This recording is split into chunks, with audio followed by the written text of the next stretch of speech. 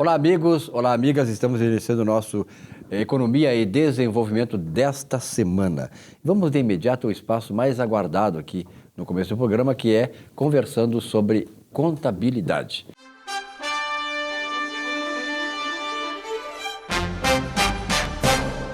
E claro, esse espaço aqui é ocupado pelo professor Salésio D'Agostinho. Salésio, obrigado pela tua presença uma vez mais aqui no programa. Estamos sempre à disposição. E sempre parabéns, porque olha aqui, ó, eu circulo muito na área empresarial e essas suas aulas aqui no espaço que nós temos aí sobre contabilidade têm sido muito proveitosas, profícuas para estudantes e para empresários. E acho importante isso, né? Porque o espaço exatamente foi criado para isso. Bom, tem uma pergunta aqui do José Carlos Lisboa. Ele é de Curitiba. Veja bem, professor Salésio, os profissionais liberais estão criando pessoas jurídicas para reduzir a carga tributária. O senhor poderia falar a respeito no seu espaço da TV, enfocando esse tema? Muito bem, José Carlos Lisboa. O profissional liberal, ele não desenvolve atividade econômica, desenvolve atividade profissional, ok? Então, até o ano de 2011, e quem desenvolve atividade econômica, ok, poderia criar empresa individual, ok? Então, você tem que entender que empresa individual, ela não é classificada como uma pessoa jurídica. Porque você sabe que o que diferencia uma pessoa física da pessoa jurídica é a independência patrimonial. Ok? Então, o empresário individual, o patrimônio deste confunde com o da pessoa dele, ok? Então, é um patrimônio único. Então, se é patrimônio único, não pode ser considerada pessoas distintas, ok? Porque as pessoas distintas, físicas e jurídicas, têm que ter patrimônio próprio, tá? Então, o profissional liberal, ele não desenvolve atividade econômica e a legislação só autorizava a criação de empresa individual para quem desenvolvia atividade econômica. Tu sabes o que é uma atividade econômica? É aquela atividade que qualquer um pode executar. Aquela atividade que não precisa ter habilitação profissional.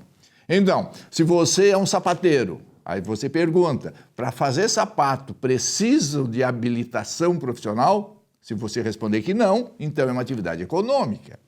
Para ser um industrial, precisa de habilitação profissional? Se você disser que não, você desenvolve atividade econômica. Então, atividade econômica é aquela atividade que qualquer um pode executar.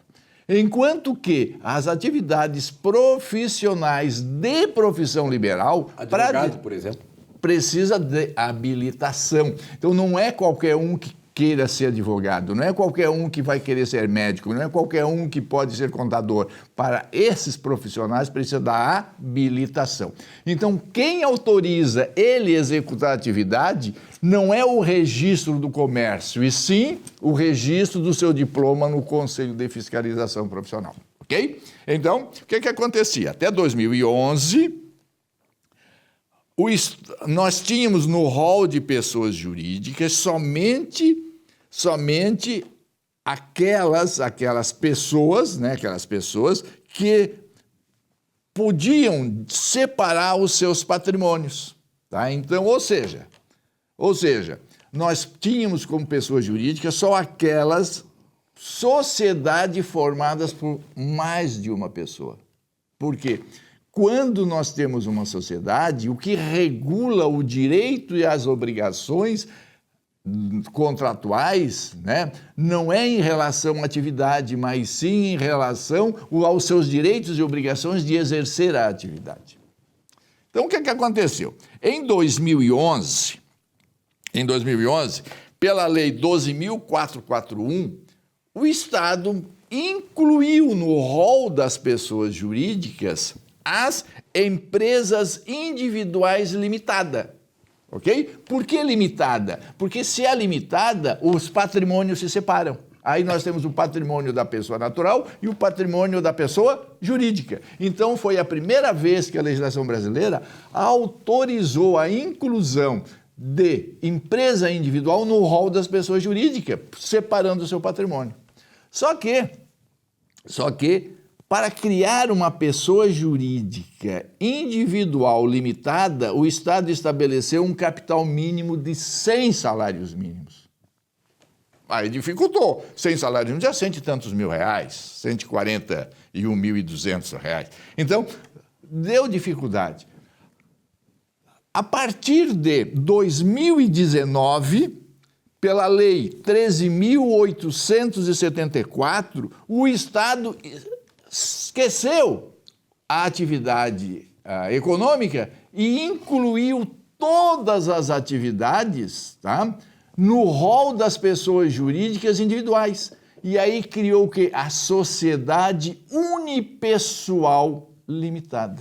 Ok? Então veja, sociedade unipessoal. No momento que antes dizia que era empresa individual, empresa é empresário, empresário é atividade econômica. E sociedade, ela não disse qual é a atividade que pode ser desenvolvida. Ela diz que fica criada a Sociedade Unipessoal Limitada. E sociedade unipessoal engloba tanto as atividades simples como a atividade empresarial. E aí o que aconteceu? Abriu espaço para que os profissionais liberais pudessem, então, criar a sua sociedade formada por ele mesmo, ok? Com essa possibilidade, os contadores começaram a criar sociedade unipessoal, os médicos, advogados, engenheiros, arquitetos, quer dizer, todos aqueles que antes estavam proibidos, hoje passaram a não estar mais, criando a sua sociedade unipessoal. Com sociedade unipessoal, ele passou a não ser mais tributado na pessoa física. Você imagina, uma tributação na pessoa física aplica aquela tabela de imposto de renda que vai de 15% a 27,5%, ou até mais, que já nem sei mais quais são os percentuais, porque está aumentando sempre. Então, é uma fortuna de valores a ser pago para a Receita Federal.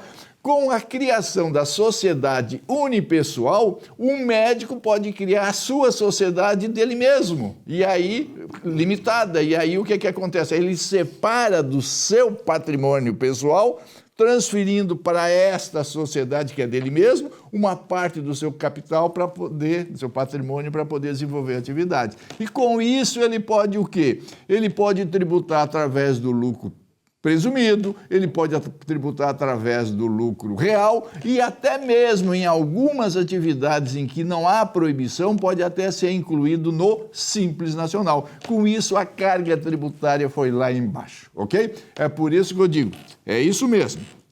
Então, a partir de 2019, foi incluído no rol das pessoas jurídicas, lá no Código Civil Brasileiro, né, a Sociedade Unipessoal Limitada. Com isso, viabilizou que todos os profissionais liberais, e não só profissionais liberais, toda e qualquer pessoa natural, pessoa física, possa criar a sua sociedade formada por ele mesmo e, com isso, poder trabalhar, né? Poder estudar a melhor forma de tributação para reduzir de forma legal a sua carga tributária, ok? Então é isso, tá certo? Hoje não existe praticamente mais profissionais autônomos, porque o profissional autônomo é tributado na pessoa física e a carga é muito alta. Então, todo profissional autônomo, seja liberal ou não, pode criar a sua sociedade unipessoal e tributar como pessoa jurídica e, com isso, vai pagar muito menos imposto do que está acostumado a pagar.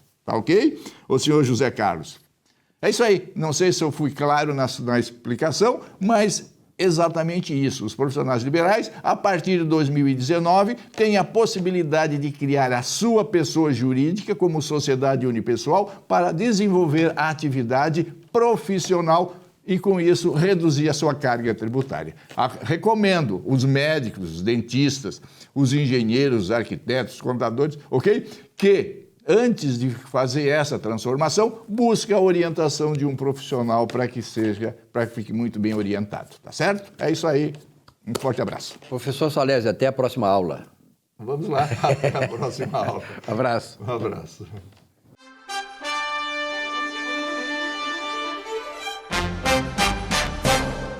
Olá, a sociedade pós-industrial, e em especial a mais recente, viu desenvolverem-se mecanismos de aumento da produção e da produtividade inimagináveis. Do Taylorismo para cá, procura-se sintonizar a eficiência dos princípios da administração com a maior eficiência do trabalhador. Mas capacitar o trabalhador no operacional, porém, já não é o suficiente para o aumento da produtividade. Conceder prêmios pela eficiência de um lado e punir a ineficiência de outro já não é a garantia de bons lucros e da felicidade geral de todos.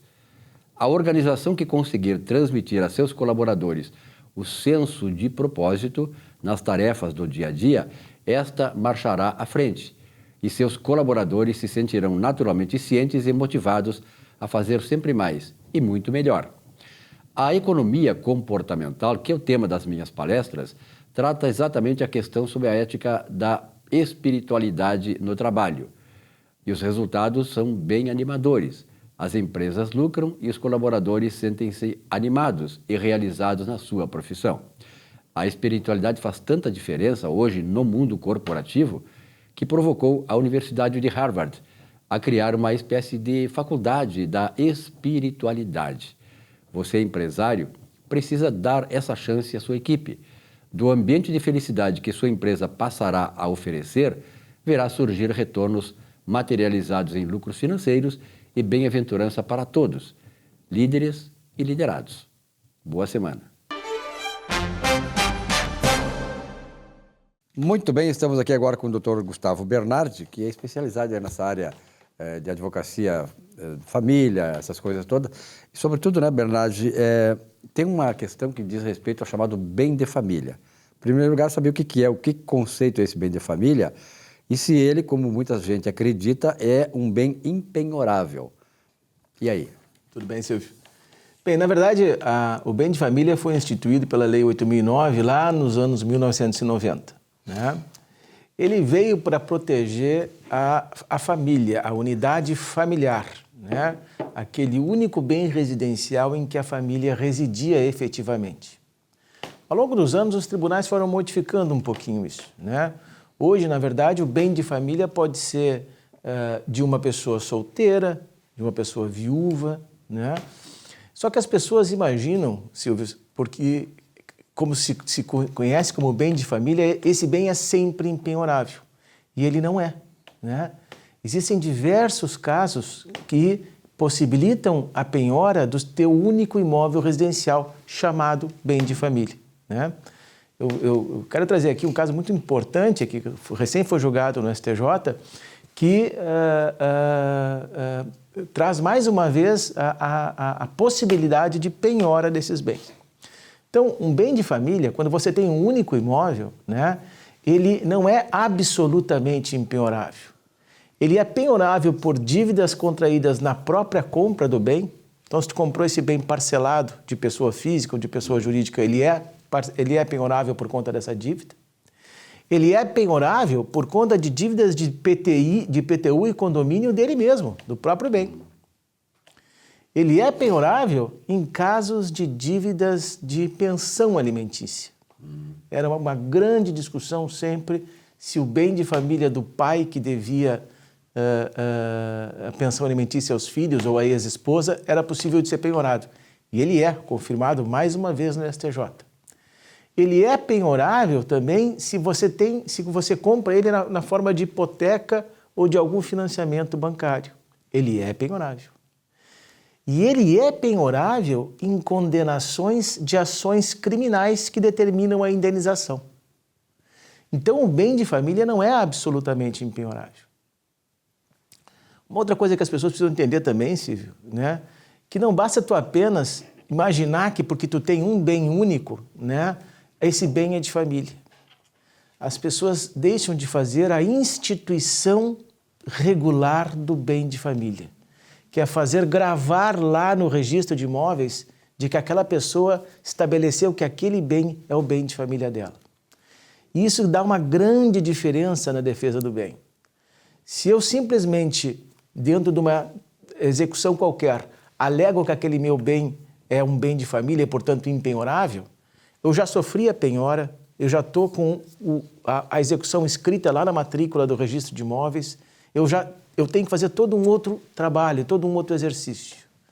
Mas se eu, previamente, enquanto ainda não tenho dívidas, de espontânea vontade, vou lá no registro de imóveis e faço o requerimento de instituição do bem de família, esse requerimento passa por um processo normativo dentro da Corregedoria Nacional de Justiça e o registrador imobiliário publica no jornal, publica nas redes sociais que aquele bem está sendo instituído como um bem de família.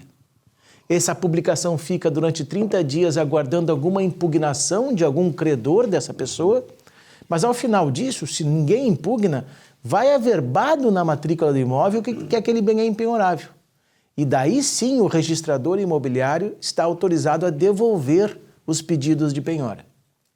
Então, se você tem um único bem residencial, está se preocupando com a eventual dívida que está chegando, ou quer ter a garantia de que esse bem se torne impenhorável, você tem que fazer a instituição do bem de família e lavrar esse registro na matrícula do imóvel. Porque, de fato, o bem de família, ao contrário do que as pessoas pensam, não é absolutamente impenhorável, Silvio. Que coisa. É interessante, essa é uma dúvida aí que eu realmente, a gente frequenta o círculo, assim, as pessoas sempre falam, o bem de família, você fica tranquilo e tal. A coisa não é bem assim, especialmente no Brasil, né, cara? Então, mas uma coisa interessante, Bernardo, é o seguinte, nós estamos aí em pleno processo de reconstrução do Estado, né? Tu trabalha muito na questão do mercado imobiliário aqui. Como é que está a situação? Tem muitas empresas, né? Eu tenho informações de que muitas empresas que foram afetadas pelas enchentes aí que tivemos em começo de maio, em torno de 40%, 50% delas não voltarão mais. Como é que está esse reerguimento, essa reconstrução imobiliária da cidade? Muito interessante. Ontem tivemos na Federação uma reunião, um almoço, justamente tratando dessa matéria, né? Ontem ou anteontem, né? Olha, o que nós percebemos, assim, principalmente não apenas com os clientes do escritório, mas no convívio social que a gente tem, né? As empresas maiores, que efetivamente conseguem suportar, né, o reinvestimento imediato, elas estão fazendo, né? Então, o pessoal da área supermercadista, que eu também tenho muito acesso, a gente vê que muitos supermercados foram atingidos, né? A Rede Andreasa, a Rede Unisuper foram bastante atingidos, né? E estão voltando com os supermercados nos mesmos locais. Alguns estão alterando, né? O mercado imobiliário, né, ele passou todo o mês de junho e grande parte do mês de julho repensando seus investimentos, né? Eldorado Sul, olha, eu posso dizer que Eldorado Sul não terá investimentos novos esse ano no mercado imobiliário. E 4 ou 5 já estavam para ser lançados, né? O centro histórico tem que ser todo repensado. Se tu imaginar que o Cais Mauá ia trazer 1, 2, 3 bilhões de investimento para toda aquela região ali, isso tudo está suspenso. O consórcio suspendeu o contrato. Claro. Agora, me preocupa os pequenos, Silvio, né? Então, a gente fez um trabalho com as cervejarias ali do 4º Distrito, muitas delas repensando se vão voltar para aquela região, né? Então, acho que a administração pública tem que dar um pouco mais de segurança. Acho que tem que haver uma garantia de que a obra vai acontecer. Isso. Uma coisa que a gente vê, eu entro no site da Prefeitura de Porto Alegre todos os dias para ver legislação nova, etc, etc. Ali não tem a informação do que vai ser feito, do que está sendo feito, quais são as propostas. Aí tu imagina um empreendedor que vai lá nos contratar para fazer a incorporação num prédio no 4º Distrito ou no Centro Histórico. Qual é a resposta que tu dá? Eu não sei, né? Mas eu tenho certeza que alguma coisa está sendo feita. Então, também acho que precisa ter um pouco mais de publicização, né? Tem que ter mais publicidade, mais informação daquilo que está sendo feito e daquilo que vai ser feito. Já ouvi dizer que vão vão fechar diversas comportas lá para o lado do 4º Distrito. Comportas que romperam, que não funcionaram e que não terão impacto na mobilidade. Mas onde é que está escrito isso? né? Aonde que tu pode pegar? Porque o empreendedor imobiliário, Silvio, ele pensa 5, 10 anos para frente. Se tu planejar a construção de um prédio hoje em Porto Alegre, um prédio acima de 13 andares, tu vai precisar de 10 anos para licenciar. Se tu tiver uma turma enorme, tu precisa de 5.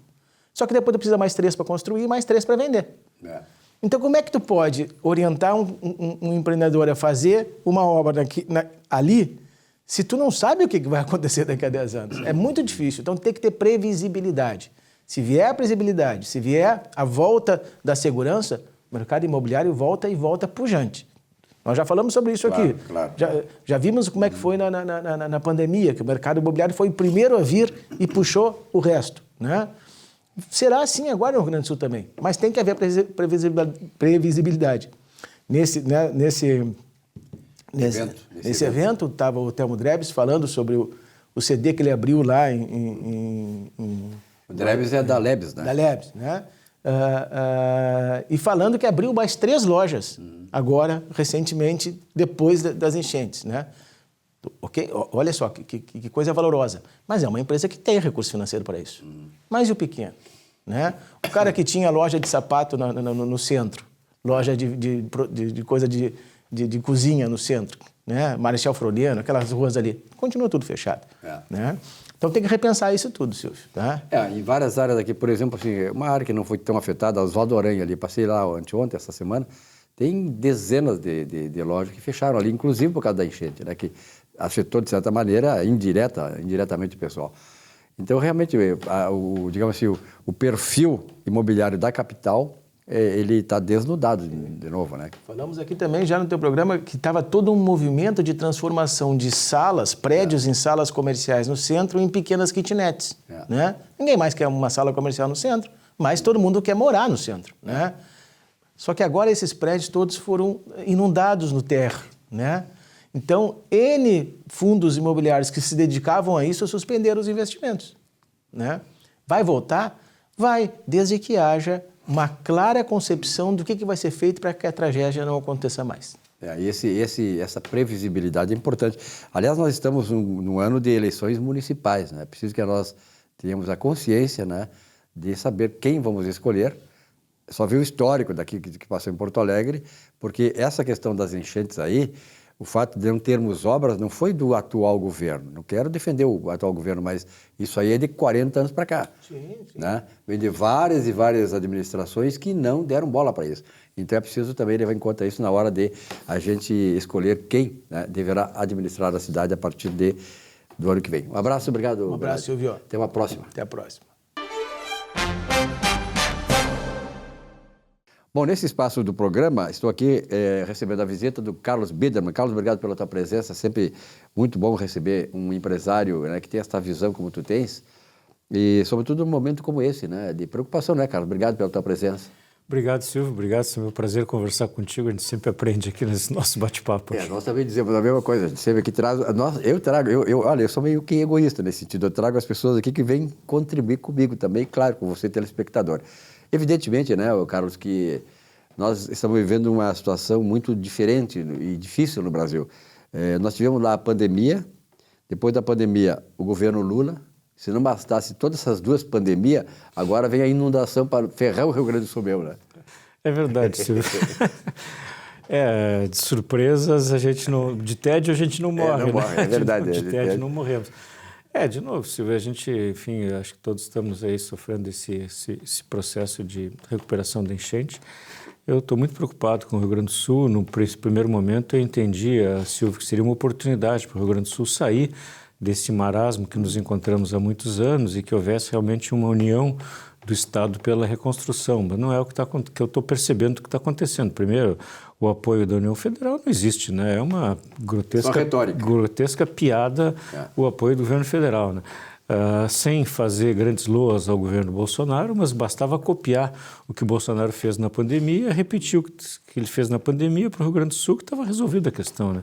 Diversas ideias foram propostas, né? Inclusive do meu amigo Cristiano Renner, de, vamos dizer, deixar aquele imposto sobre os 8% sobre o imposto de ativos no exterior, de ajuste, aquele que tinha prazo até 31 de maio, no Rio Grande do Sul foi estendido, deixar aquele recurso no Rio Grande do Sul já seria, vamos dizer assim, algum benefício para o Estado. Né? Segundo, a própria contribuição do Estado para o governo federal, que é uma contribuição super relevante, retorna muito pouco para o Estado. Aumentar essa cota de retenção aqui no Rio Grande do Sul, da contribuição que os gaúchos fazem para o governo federal. Nada disso aconteceu, né? Então, vamos dizer assim, realmente o governo federal deu as costas para o Rio Grande do Sul. Isso, com a própria escolha da pessoa que o presidente escolheu para dirigir esse negócio, já é uma demonstração de que ele estava querendo, vamos dizer assim, resolver uma situação que ele tinha no Planalto e empurrando a situação aqui para o Rio Grande do Sul, e o governador, infelizmente, não teve a postura que deveria ter para, vamos dizer assim, impor a sua vontade e a sua, vamos dizer assim, condição para recuperar claramente o Rio Grande do Sul e, vamos dizer assim, resgatar o que precisava a nível de governo federal.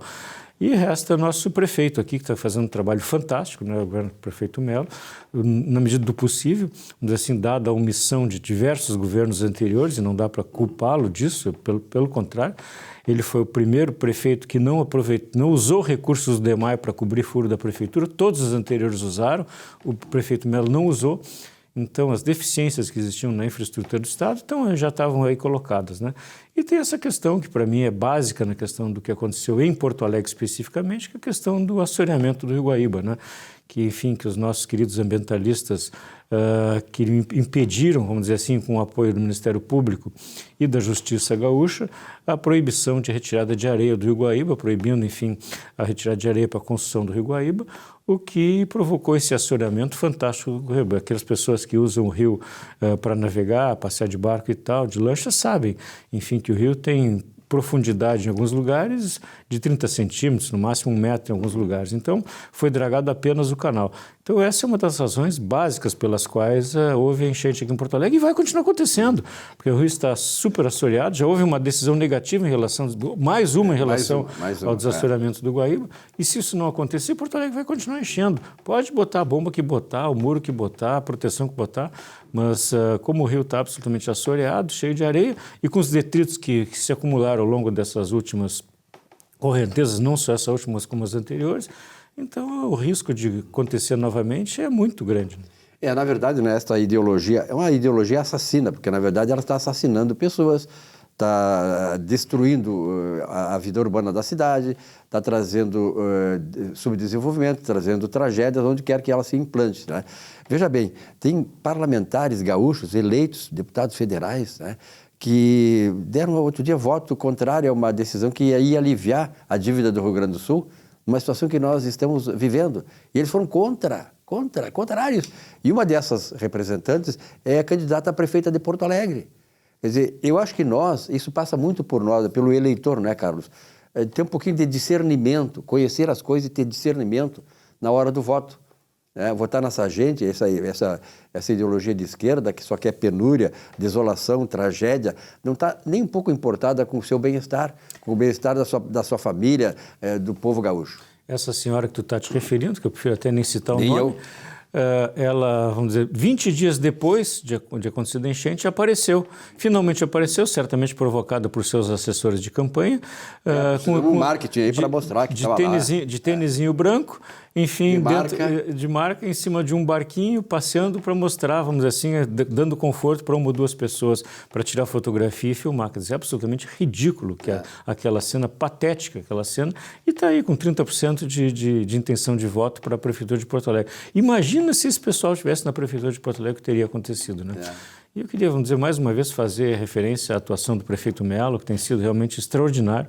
Ele trabalha 24/7 e foi ele que, vamos dizer assim, assumiu, como vice-prefeito de Porto Alegre, que assumiu aquela tragédia que aconteceu, não tão grande quanto essa, daquela ventania absurda que aconteceu no verão de uns anos atrás, enquanto o prefeito Fortunati, que agora o critica, estava passeando de férias no exterior, embarcou num navio e deixou tudo nas costas do prefeito Melo, que trabalhou sozinho para recuperar a cidade naquela ocasião. Agora está aí o prefeito Fortunati, vamos dizer assim, criticando aquele que enquanto ele ele estava passeando de navio, o Melo aqui trabalhando, e ele agora critica o prefeito Melo. Olha, é absolutamente patético não isso. Adianta, esse cidadão que o senhor citou agora, esse aí, né, da Fortuna, lamentavelmente ele saiu da sigla, mas continua com o viés esquerdista, irresponsável, completamente irresponsável, um camarada que não acrescenta nada na vida da cidade, na vida do Rio Grande do Sul, enfim.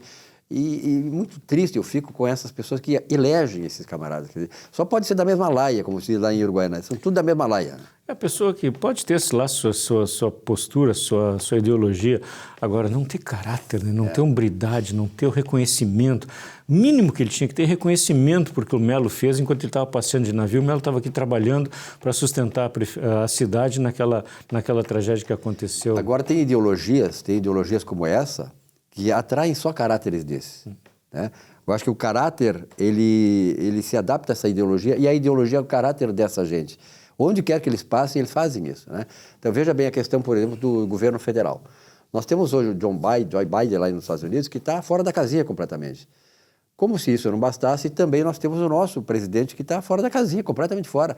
Tudo que ele faz, todas as ações que ele faz são inoportunas, são devastadoras para a sociedade, porque a economia começa agora a descambar para uma piora gradativa, vai acelerando por causa dele, quer dizer, pelo amor de Deus.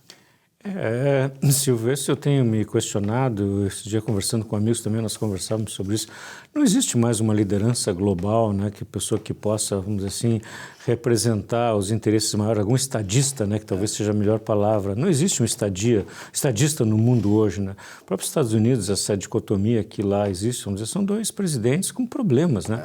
Um absolutamente senil, uma ideologia equivocada que vem trazendo muito dano para a economia, para os Estados Unidos como um todo, e o outro, vamos dizer assim, um condenado com uma série de coisas. Acho muita graça quando eu vejo alguns jornalistas, teus colegas lá, falando que não pode eleger um condenado, mas apoiaram um condenado aqui, né? Então é muito engraçado. Não, isso aí é verdade. É muito engraçado. É um peso e duas medidas, né? Agora, na própria Europa, né? Puxa, Macron fraquíssimo, né? Fazendo essa bobagem agora, ele está entregando de bandeja lá para Biden, para Le Pen, lá, vamos dizer assim, a maioria no Congresso da França, provavelmente ele vem a cair em seguida, né? Então cometeu um erro estratégico brutal. A própria Alemanha, né? Sem uma liderança clara, né? Então o México, enfim, desviando para a esquerda. Então não existe um estadista global que possa dizer, tá aí o Putin, vamos dizer assim, deitando e rolando em cima da fraqueza das outras lideranças globais. Então ele quer, vamos dizer assim, um estadista do mal, mas é um estadista, tá certo? Está lá deitando e rolando em cima dos coitados do pessoal da Ucrânia, e os outros líderes globais não conseguem fazer frente ao Putin de uma maneira adequada. Isso talvez seja uma vantagem, vamos dizer assim, da gente ter, vamos dizer assim, o Trump na presidência dos Estados Unidos. Com o Trump eles não brincam, né? Com os outros eles deitam e rolam, com o Trump eles não brincam. O Trump pode ser o que seja, né? O que for também. Aliás, pinta muita coisa, a esquerda pinta muita coisa, que nós sabemos o papel que a esquerda faz.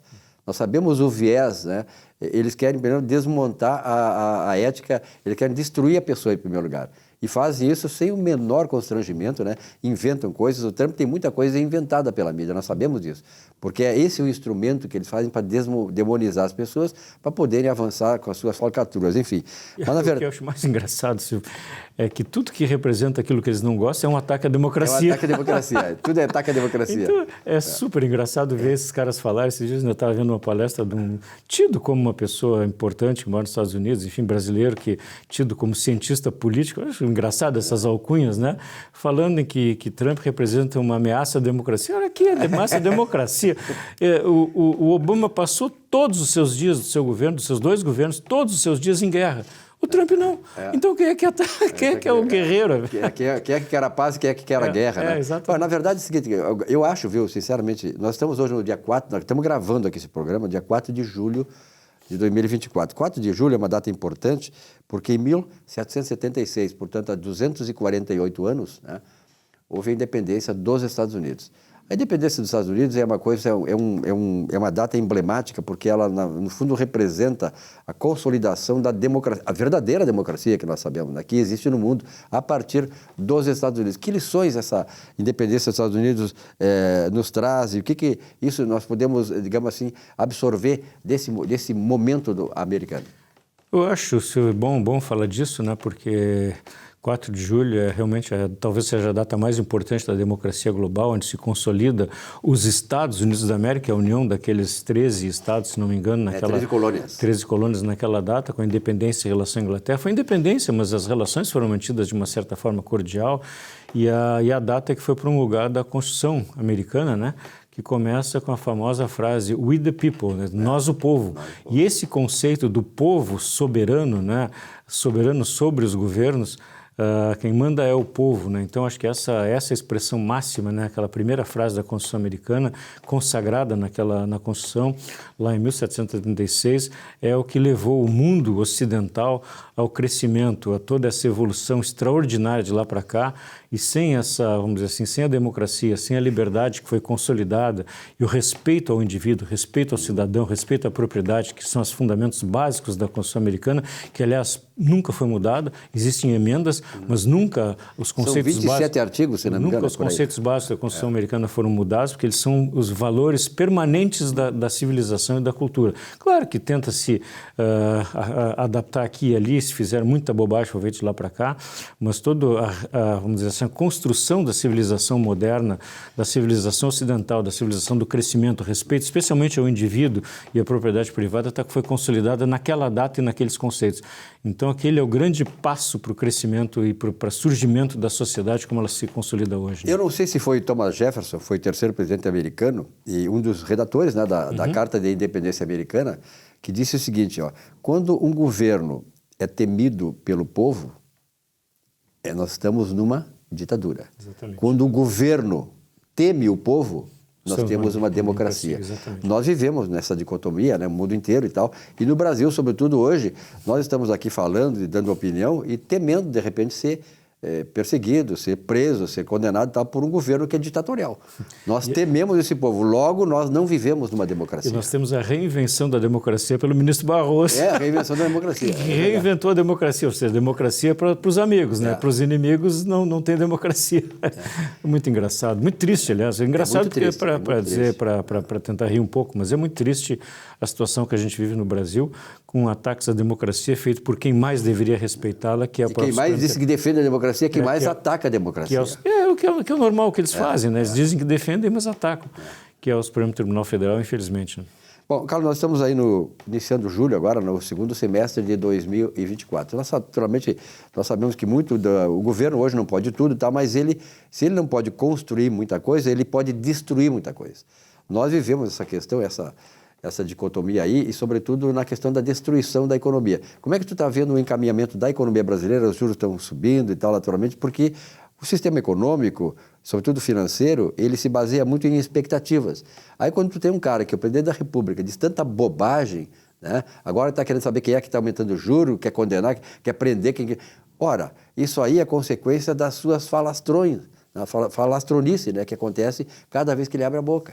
E aí? Eu acho que, vamos dizer assim, se a coisa não vai bem, a tendência é muito ruim, né, Silvia? A gente que está aqui, vive no Brasil, a gente mora, eu tenho conversado isso com muitos amigos, né? A gente mora aqui, por que nós estamos no Brasil? Por que a gente fica aqui, né? A rigor, todos teriam condição de sair, alguns com mais facilidade, outros com menos, né? Mas, enfim, especialmente os jovens, né? Olhando o que está acontecendo. Mas se a coisa não vai bem, eu acho que tende a piorar. Eu acho que o final do mandato do presidente Roberto Campos Neto do Banco Central vai ser dramático, né? Porque se Lula se queixa muito da atuação do Banco Central, ele vai botar lá alguém que ele mande, né? Enfim, vai acabar. Ele vai mandar no Banco Central. Vai acabar a independência do Banco Central, que é, vamos dizer assim, o último bastião, vamos dizer assim, de estabilidade econômica. De estabilidade econômica e de segurar os valores da moeda, especialmente da inflação. Tanto que no último Copom, a aprovação foi por unanimidade, com o pessoal lá indicado. Inclusive os próprios dois que ele indicou votaram a favor. E que possivelmente o próximo presidente do Banco Central, que estava lá. Então, a perspectiva não é nada boa, né? Eu acho que o recrudescimento da inflação. Essa questão do gasto público, que agora essa semana houve um recrudescimento na fala, através da própria interferência do ministro Haddad, né? Não sei até quanto tempo ele vai ficar lá, né? Porque daqui a pouco ele está confrontando de tal forma o presidente, que não sei até que ponto ele vai ficar, talvez venha um Manteiga por aí, um mercadante, e aí a gente já sabe o que vai acontecer, né? E o próprio final da independência do Banco Central, tendo alguém indicado pelo presidente a partir de 1º de janeiro do ano que vem, indica um risco de inflação alta e descontrole absoluto das contas públicas, né? E a conta disso a gente sabe quem paga. Quando ele diz que quer proteger os pobres, é sinal que ele não vai proteger os pobres. Até porque a pobreza está absolutamente alinhada com a esquerda. A esquerda depende da pobreza para se sustentar. Né? E aí que tá, essa é uma questão lógica, né? As pessoas pensam o seguinte, eles dizem que defendem os pobres. Ora, os pobres é que elegem essa gente. O dia que acabar o pobre, eles não vão ser eleitos. Logo, quem é que vai ter interesse deles de acabar com a pobreza? Eles não têm interesse em acabar com a pobreza. Eles usam a pobreza do ponto de vista doutrinário, né? Do ponto de vista intelectual até, né? Estou defendendo. Então, aí, outro dia fizeram uma entrevista com um camarada que ele disse que sempre votou no Lula. Aí o cara perguntou assim, vem cá, e tu é pobre ainda? Assim, ainda continua. Aí o cara perguntou, mas continua assim? Mas acontece que o Lula é o pai dos pobres. Quer dizer, os caras se conformam com isso. É uma mentalidade que... Isso foi ao longo do tempo, foi uma coisa que foi doutrinada, né? Isso é a tal da esmola, né? Esmola, e da mesada, né? Então, enquanto tem mesada, enquanto tem esmola, as pessoas ficam, enfim, satisfeitas com aquilo e não querem fazer outra coisa. Né? Miséria, então, né? A condição de emprego no Brasil depende muito disso, né? Acho que foi Reagan que disse, né? A gente não deve medir esses programas de assistencialismo pela quantidade de pessoas que entram, mas pela quantidade de pessoas que saem. Que não depende mais disso. E no Brasil ninguém sai, né? Então, só aumenta o bolo. Só aumenta. Não, e o pior é o seguinte, que esse pessoal da esquerda, esses líderes da esquerda, eles falam de boca cheia. Não, nós aumentamos Bolsa Família, muito mais gente agora está... É o contrário, exatamente, que tinha que festejar o contrário, né? Exatamente. Então, que mundo nós vivemos, né? Mas, Biderman, para encerrar, qual é a tua recomendação aí para o investidor? Porque, na verdade, tudo que tu falaste, inclusive, essa questão de o investidor ainda permanecer no Brasil, uns permanecem e estão apostando no país, outros menos conformes com a situação, estão indo embora e tal, mas eu vejo assim que uma previsão que se tem aí é de que nós vamos, à medida do possível, essa perspectiva de que o governo vai mandar no Banco Central a partir de janeiro, está, de certa maneira, trancando a vida de novos investimentos e fazendo com que aqueles que estão aqui possam até ir embora. A grande questão, né, Silvia, é pensar no futuro, na frente, não nos dias atuais, né? Se não investir agora, lá na frente não vai colher, né? Então, a perspectiva de mudar as coisas no Brasil sempre existe. Eu acho que, vamos dizer assim, acreditar em eleições limpas, né? Para que a gente possa, enfim, ter o povo, enfim, escolhendo livre e soberanamente os seus representantes e que, enfim, no curto espaço de tempo, no médio espaço de tempo, no curto não dá, as coisas mudem no Brasil, se retome o rumo do crescimento e da capacidade de investimento. Então, as empresas têm que acreditar. A empresa não pensa daqui a 6 meses, daqui a um ano. A empresa tem que pensar eternamente. O objetivo grande das empresas, a gente trabalha muito na governança, é a perenidade das organizações. E pensando na perenidade das organizações, o investimento é absolutamente necessário. Agora, é triste a gente ver que o mercado de capitais no Brasil é ridículo, né? Não existe novos IPOs, novas aberturas de capital no Brasil há 3 anos, porque o mercado simplesmente não tem mercado para novas oportunidades. E não tendo financiamento, vamos dizer, não tendo recursos, não tendo investidores que estão dispostos a investir no país, a coisa tende a ficar estagnada, né? Então, me preocupa muito esse êxodo de empresas, êxodo de jovens, de talentos, pela falta de oportunidade no Brasil. Então, acho que preciso reverter rapidamente esse processo. Enfim, temos ainda, 2 anos aí pela frente, mas acho que a condição de mudar isso para frente é absolutamente importante. Graças a Deus está passando rápido, né? Não sei, acho que não. É verdade, tem essa sensação. Na nossa idade passa tudo muito rápido, infelizmente. Bom, de qualquer maneira, é importante dizer assim, para finalizar essa entrevista com o Carlos Biderman, que sempre é muito bom conversar com ele, se eu for fazer um concurso público hoje, eu chego lá e tenho uma exigência. Qual é a exigência? Tem que ter ficha limpa, integridade ética e moral, honestidade, e capacidade gerencial. Então, que nós possamos usar essas exigências para escolher nossos representantes e, principalmente, o presidente da República. Não é verdade? É isso aí. Um abraço e até a próxima. Muito obrigado, Silvio. Uma ótima semana para todos. Muito bem, nesse espaço final do programa desta semana, Celso Arruda, obrigado pela tua presença. Estava com saudade do amigo. Fazia hora que a gente não batia um papo, pelo menos aqui no programa. Silvio, para mim que é uma honra estar aqui contigo, um amigo de longa data, um amigo muito querido, e para mim sempre é um prazer estar contigo aqui. Muito bem. Celso, nós sabemos aí pela tua atividade, né, da questão da contabilidade, a questão do mundo empresarial, nós estamos numa situação de uma reforma tributária que foi aprovada agora há pouco, e isso tem trazido muitas incertezas ainda, né? O que de certo podemos falar a respeito da reforma tributária? E ela veio para ajudar ou para, de novo, penalizar o empresário? Assim, né, Silvio? A primeira situação que tu colocaste aí, ela foi aprovada no primeiro momento, a reforma criando o IBS e a CBS, tá? CBS está englobando os impostos federais, PIS, COFINS e demais impostos, e o IBS seria os impostos de consumo, ICMS e SSQN. O que acontece ainda, recentemente eu vi uma posição que o Congresso tem que regulamentar a reforma. E o Congresso agora, esse ano tem eleições municipais, o presidente do nosso Congresso disse simplesmente que a regulamentação só vai ser tratada a partir de novembro. Depois da eleição. Depois da eleição. Então, o que acontece? Foi aprovado uma reforma que depende de regulamentações, tá? E as regulamentações não foram ainda nem discutidas. E aí, na reforma tributária, que seria, sim, o objetivo de facilitar e simplificar nossa reforma tributária, na verdade, ela já nasceu com algumas coisas que já estão certamente serão no futuro discutíveis. Ela veio para tentar simplificar a tributação, a verdade é essa. Só que essa unificação de impostos, ela teria que ter muito clareza na questão de nós irmos mais ou menos na linha do que se aplica nos países mais desenvolvidos, onde se tributa o consumo e não a renda, né? Só que, como ela foi montada, mesmo independente da regulamentação, deixou muitos pontos em abertos. Por exemplo, se diz que ela veio para reduzir imposto. Ela não vai reduzir imposto, ela vai aumentar a carga tributária. O Brasil hoje, até recentemente participei de um evento, o Brasil sempre tem que estar em primeiro lugar em tudo, né? O país que mais tributa consumo é a Hungria, com 27,5%. O Brasil vai passar a Hungria. Vai ser o país que mais vai arrecadar imposto sobre consumo. Nós vamos ter primeiro lugar em tributação. Em complexidade de impostos, o Brasil já é o primeiro há anos, né? Uma coisa mais complexa que tem é trabalhar na área tributária no Brasil. Ser empresário, ser profissional da tributário, contador ou advogados, é muito difícil. Já falei aqui algumas vezes, enquanto o resto do mundo dedica 25 horas por ano para tratar de assuntos tributários, o Brasil dedica 125 horas, 5 vezes mais.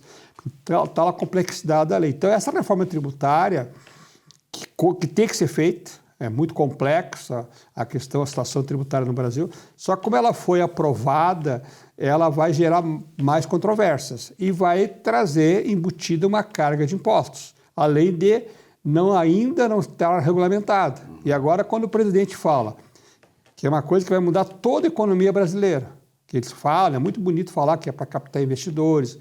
Quando se fala que a reforma tributária veio para simplificar e para facilitar a nossa vida e não é regulamentada, porque vai ter eleições municipais esse ano, eu fico muito preocupado. E aí, vou tocar num assunto muito importante. Nós trabalhamos com os empresários, ser empresário no Brasil não é fácil, eles estão ansiosos por isso. Me pergunto toda hora, eu participo de alguns comitês, alguns sindicatos patronais, o sindicato da nossa categoria, existe uma angústia muito grande do empresário. Como é que o empresário vai planejar 3, 4, 5 anos para frente do seu negócio e ele não sabe qual imposto ele pagará?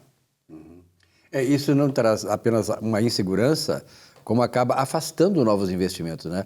O Brasil, na verdade, essa história econômica, eu acompanho há 54 anos, mais de 5 décadas, nunca se fez uma reforma tributária para reduzir imposto. Aliás, o primeiro presidente da história do Brasil que reduziu impostos foi o governo passado, né? E depois se veio esse governo atual que justamente achou um absurdo aquilo. Onde é que se veio diminuir o imposto? Vamos aumentar. Então, esta reforma tributária que vai ser regulamentada pelo Congresso, deveria estar sendo regulamentada, mas só em novembro, depois da eleição, essa reforma tributária, como tu disseste, quer dizer, nenhuma reforma tributária, à exceção do governo passado, veio para reduzir imposto, mas para achacar mais a população. Na verdade, tem 2 pontos muito importantes, né, Silvio? Eu também trabalho um pouco tempo. Como tu falaste, já te concordo, nunca vi, eu trabalho há quase 50 anos nessa área tributária, contábil tributária, nunca vi uma reforma para reduzir imposto. E aí vem um ponto vital que eu sempre discuto, né? Não adianta a reforma tributária se não houver uma reforma administrativa antes. O custo do Brasil é muito alto, Então, o que acontece? Eu estava vendo agora essa semana lá, tu vê tanto no Congresso, quanto custa cada deputado por mês, o salário dele, 44 mil por mês, não digo que é alto ou baixo, não vou discutir isso aí, mas o custo do gabinete dele ultrapassa 500 mil por mês, do gabinete de cada deputado. Cada deputado. Aí tu vai para o judiciário, agora recentemente aqui houve no estado, aqui aí entra o nosso estado do Rio Grande do Sul também, que sofreu com as enchentes de maio, que está tentando reerguer, foi aprovado pelo próprio judiciário o retorno do quinquênio para juízes. Isso vai representar 150 milhões por ano a mais de custo para o Rio Grande do Sul. O Estado já falido, combalido, e que precisa de recursos para reconstrução, e que com a reforma tributária, isso é muito importante que diga, a reforma tributária vai unificar os impostos de consumo, ICMS, vai tirar dos estados a liberdade de legislar propriamente sobre ICMS, por exemplo. Centralizar no governo federal. Vai acabar a federação, quer dizer, na verdade, vai haver não vai haver mais a independência entre interestados. Tá? O que acontece? O nosso estado ele tem cada vez mais custo e o custo do Brasil, tanto a nível federal, como municipal, como estadual, ele é muito alto. Então não adianta na reforma tributária, senão primeiro tentar enxugar. E eu não sou contra funcionário público, aquela pessoa que fez concurso, que passou, que luta, que está 4 anos sem ter aumentos federais, esse merece. Agora, o problema são os agregados no custo judiciário, político e mesmo do executivo. Chamados penduricários também, né? Penduricários. Na verdade, assim, são os famosos assessores que não fazem coisa nenhuma. Estão lá só para preencher vaga. E pegar o gancho teu aí. Esse governo fala... Isso é da esquerda, né? Aumentar imposto, Estado inchado. Isso é conceito até esse dia recebi um material muito bom, e aí eu vou fazer uma apologia ao meu grande amigo jornalista chamado Silvio Lopes. O que é da Alemanha? Achei fantástico esse material que tu colocou. Alemanha é comunista, Alemanha é capitalista. Então, é só comparar. A economia liberada, ela traz muito mais progresso, muito mais justiça social do que uma economia estatizada. Aí o governo, nosso grande presidente, Lula, acabou de dizer semana passada que tem que aumentar o imposto sobre herança, porque nos Estados Unidos paga-se 40%, aqui no Brasil paga-se 8%. Desculpe a expressão, é mentira dele. Nos Estados Unidos é 40% quando a herança é mais de 15 milhões de dólares.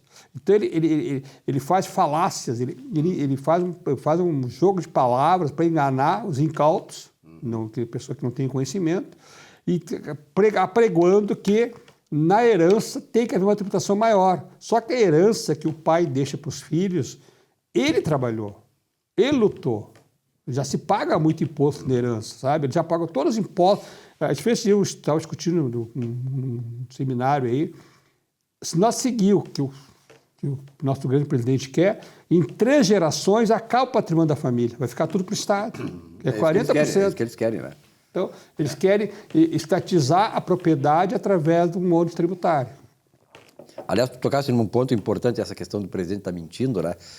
E eu me lembro do Leon Tolstói, um grande escritor russo, e porque o que o Tolstói falava, ele foi autor da Ana Karenina, Guerra e Paz, e também A Morte de Ivan Ilitch.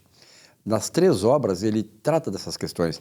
E ele diz o seguinte, a favor da liberdade, né? Que é uma coisa que... Tu não ouve a esquerda falar em liberdade. Por quê? Porque a liberdade, o Tolstói colocou muito essa questão. A liberdade, ela exige para ela se sedimentar e se sustentar uma sociedade a verdade. E ele dizia o seguinte, nós não podemos lutar pela a liberdade pela liberdade. O Tolstói dizia assim, nós temos que lutar pela verdade e a verdade vai nos levar à liberdade. Aí eu me lembro daquele versículo da Bíblia, João 8:32, conhecereis a verdade e a verdade vos libertará. É por isso que esse presidente somente, porque eles não querem chegar na verdade, que a liberdade, na verdade, porque a verdade vai nos levar para a liberdade, e eles não gostam da liberdade. Na verdade, esses engoldos, essas falácias que a esquerda faz, ela é gritante, chega a ser revoltante. Por exemplo, falar agora um pouco do nosso estado, reconstrução do Rio Grande do Sul. Sofreu uma catástrofe fantástica, incrível, triste. Aí se estabeleceu no estado um governo paralelo. Como é que é? Secretaria para Assunto, nem sei o nome lá. Aí eles dizem que liberaram 100 bilhões de reais para não sei o quê. Em primeiro lugar, o que eles liberaram foi o fundo de garantia para sacar. Fundo de garantia do trabalhador, não é do governo. Segunda questão, liberaram a restituição de imposto de renda, é do contribuinte, não é do governo. Agora liberaram o Pronamp. Eu trabalho muito com empresas. Financiamento. pessoal não consegue chegar lá. Daí eles botam a culpa no banco. Nosso grande governador paralelo, Paulo Pimenta, disse essa semana que a culpa é dos bancos, que o governo liberou dinheiro. Não é verdade. Lá na ponta, o cara que perdeu tudo lá, que foi afetado seriamente pelas enchentes, o pequeno empresário, ele não tem que buscar recursos lá. Então, é mais uma mentira da esquerda. Falácia total. Então, o nosso Estado precisa reconstruir, sim, mas ele precisa de objetivos, coisas concretas, não discurso na televisão que não chega lá no pequeno empresário. Agora mesmo, a questão do auxílio, auxílio para as pessoas físicas, não está chegando. O Pronamp chegou para 1/3 das empresas, segundo o que se habilitaram. A questão da folha de salário, lá para pagar o salário, não chegou a 20%, que era o auxílio que eles apregoaram, o auxílio que o governo ia pagar. Porque eles começam a criar tanta burocracia que o pequeno empresário não consegue ter acesso a essas linhas de crédito. Aí culpam os bancos, culpam isso, aquele, mas eles não têm culpa, né? Aí vai ao encontro que acabou de falar. Eles não gostam da verdade. A mentira, aquela velha questão que o ministro lá de comunicação, da propaganda do Hitler dizia. Uma mentira repetida várias vezes passa a ser verdade. E pior é que temos um contingente enorme da população que vai, né, por essas narrativas falaciosas, mentirosas, e aí acha que quem é o culpado é o empresário, que nós jornalistas, estamos aqui incitando a população e denunciando coisas que não são verdadeiras do governo. Na verdade, o governo é o único responsável. Veja bem uma coisa, as enchentes. Eu já nem falo na prefeitura, mas falo no Estado e no governo federal. O que cabe ao governo federal? A infraestrutura, basicamente. Manter a infraestrutura, garantir a tua liberdade, a tua vida e tal. Então, quando há uma enchente e acontece o que aconteceu aqui em Porto Alegre, a culpa não é do comerciante, não é da população, é do governo federal, sobretudo, que tem programas para a infraestrutura. Então, mas eles não querem assumir essa responsabilidade. Porque é muito fácil, né? Isso a gente sabe historicamente, né? Que a esquerda faz isso, manipula, brinca com a verdade. Não é brinca, brincar é uma palavra, eles trabalham muito forte a inverdade, vamos dizer assim. Não é interessante para eles aliás, é interessante que o povo acredite que eles fazem o que pode e o que interrompe é o meio. Não é, na verdade, eles não fazem nada. E outra coisa também, o Rio Grande do Sul não está pedindo nada mais do que ele já arrecada. É dos estados que mais arrecada tributos federais. E agora, voltando ao nosso enfoque inicial, reforma tributária. O que me preocupa? Com a criação do IBS, o dinheiro vai todo para a União. O governo do estado vai ter que buscar lá, as prefeituras buscar lá na União o dinheiro que é delas. Então, isso realmente é muito preocupante e não está sendo regulamentado. Celso, muito obrigado pela tua presença aqui. Vem mais vezes. Eu sei que, ainda mais agora, você até o fim de agosto, né, é o prazo para imposto de renda. Imposto de renda. Então, isso aí eu sei que atrapalha muito a questão de quem trabalha na contabilidade. Mas, de qualquer maneira, é importante sempre falar contigo, Celso, ter essa outra visão, né? E uma visão mais realista da realidade, né? Na verdade, tem que dizer isso. Porque nós vivemos num governo de mentira e tal, e que, de certa maneira, quer insuflar a população que adora eles, que é uma grande maioria, contra nós que estamos detentores da verdade e queremos a verdade. E que a verdade liberta. E que trabalhamos, né? Nós aqui, esta sociedade, esse lado da sociedade é que constrói esse país, apesar de tudo. Um grande abraço. Obrigado, meu amigo. E a você, telespectador, obrigado pela audiência, pela fidelidade aqui. Na semana que vem, um novo encontro. Até lá.